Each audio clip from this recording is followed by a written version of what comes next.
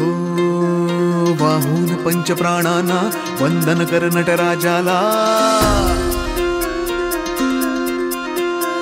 वाहून पंचप्राणांना वंदन कर नटराजाला, संपूर्ण साधना ध्यान धारणा लावून प्राणपणाला, जणू मेघ गर्जना व्हावी जशी वीज कडकडावी, कोसळत तसा या मंचावर ललकारी दे गगनाला. कधी पावसाची सर होऊनी, कधी सागराची लय घेऊनी, पण व्यापरी कधी भेटुनी.